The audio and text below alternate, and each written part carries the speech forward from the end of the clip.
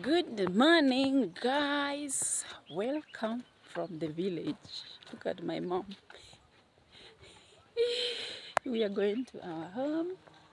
We came from our grandmother from my mom's side, so now we are going to our home. Look at our roads. Ani niku smart. We blessing.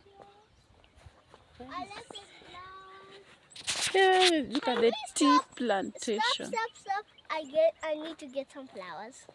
No, we can't get flowers now. So them apple. Hey, Very smart. Umochanguyo.